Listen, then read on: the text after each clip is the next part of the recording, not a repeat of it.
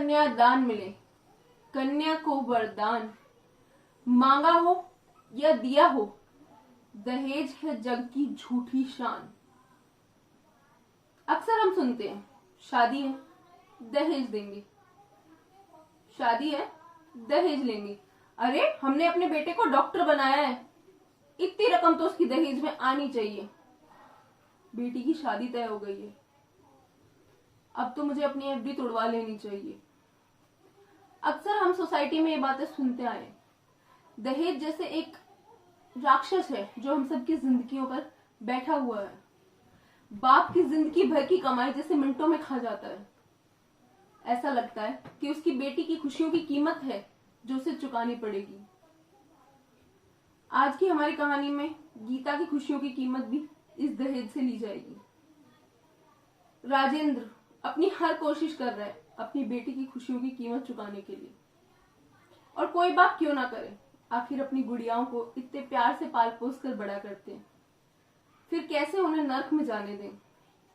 ससुराल में उनका मान सम्मान बढ़ेगा, ये सोचकर ही बाप दहेज दे देता है। वरुण, पापा दीदी के ससुराल से फोन आया है, उनके ससुर जी को आपसे बात करनी है। पता है मुझे, मैं थोड़ा व्यस्त हूँ, मैं उन्हें कॉल कर लूंगा। ये कहकर राजेंद्र बैठ गया। पापा उन्होंने आपको एक मैसेज देने के लिए कहा है, वो कल हमसे मिलने आ रहे हैं, उन्हें कुछ इंपॉर्टेंट बात करनी। आपने उनका फोन ही नहीं उठाया। राजेंद्र ये कहकर दूसरे कमरे में चला गया जहां उसकी बीवी शीला काम में व्यस्त थी। वो बैठ गए एक चेयर पे। उसकी शक्ल देखकर ही लग रहा था कि वो काफी परेशान है। कुछ हफ्तों पहले ही उसकी बेटी गीता का विवाह तय हुआ है, और अब जैसा कि हर शादी में होता है, उसके ससुराल वाले दहेज की मांग करेंगे। राजेंद्र को लगा था कि वो अच्छे लोगों से मिला है, वो लोग उसकी बेटी की खुशियां दहेज के लिए नहीं कम करेंगे। लेकिन नहीं, उसका सोचना शायद गलत था। राजेंद्र अपने परिवार में इकलौता कमाने वाला इंसान था। अब गीता की शादी है, वहीं वरुण की पढ़ाई चल रही है। उसे समझ नहीं आ रहा था वो क्या करे। अजी क्या हुआ? सुशील जी का फोन आया था वरुण के पास, कल आ रहे हैं, कुछ इंपॉर्टेंट बात करनी है। जी हम कैसे करेंगे? हमने जो कुछ कमाया था वो तो गीता की शादी में लगा ही रहे हैं ना, अब दहेज वो कहां से लाएंगे आप? सब लोग एक जैसे होते हैं शीला, इंसानियत इस दुनिया में बची ही नहीं। बेटी का बाप होना तो जैसे गुनाह हो गया है। लेकिन कोई नहीं, अगर मेरी बेटी की खुशियों की कीमत है ये पैसा तो मैं सब चुका दूंगा, लेकिन उसकी आंखों में एक भी आंसू नहीं आने दूंगा। गीता कमरे के बाहर खड़ी ये सब सुन रही थी। अपने पिता की आंखों में आंसू देखकर वो खुद को रोक न पाई। दौड़कर आकर अपने पिता के गले लग गई। पापा अगर मेरी खुशियों की कीमत आपकी जान है तो मुझे नहीं करनी शादी, ना आज ना कल। मैं आपको नहीं खो सकती पापा, आपने पहले ही मेरे लिए और वरुण के लिए कितना कुछ किया है, अब और नहीं। मेरी गुड़िया, तू क्यों परेशान होती है? तेरा बाप जिंदा है ना, मैं सब ठीक कर दूंगा, कहकर राजेंद्र ने प्यार से गीता का सर सहलाया। नहीं पापा, मैं कल जब वो लोग आएंगे तो इस शादी के लिए मना कर दूंगी, कहकर गीता वहां से दौड़ गई। गीता सुन बेटा। लेकिन गीता तो जैसे कुछ सुनने को तैयार ही नहीं थी। आज उसके पापा इतने परेशान थे उसकी वजह से। रात गुजर गई लेकिन नींद शायद ही किसी को आई।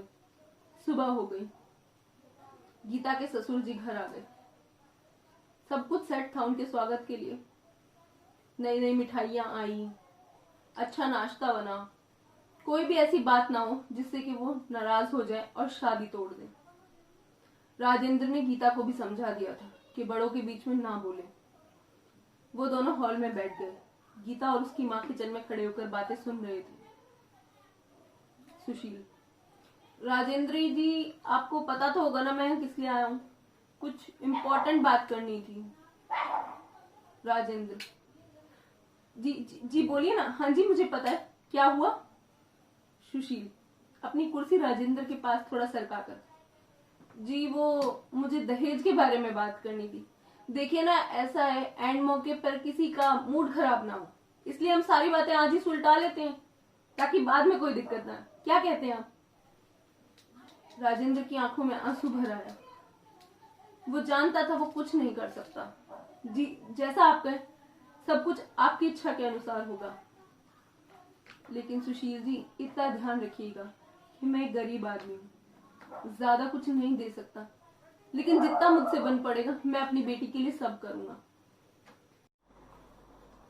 सुशील ने राजेंद्र का हाथ पकड़ा। राजेंद्र जी, मैं यही तो बताने आपको यहाँ आया हूँ कि आप जो भी करें अपनी हैसियत अनुसार करें। सुशील जी, मैं कुछ समझा नहीं, आप क्या कहना चाहते हैं? अरे राजेंद्र जी, इसमें समझने जैसा क्या है? आपकी जिंदगी की सबसे कीमती चीज तो आपकी बेटी है, जो आप पहले ही हमें दे रहे हैं। और क्या दे सकते हैं भला? एक बाप के लिए उसकी बेटी सब कुछ होती है, और जब वो उसे ही दे देता है दान में, तो उस बाप से और क्या मांगे भला हम? राजेंद्र की आंखों में आंसू भर आए, लेकिन चेहरे पर मुस्कान थी।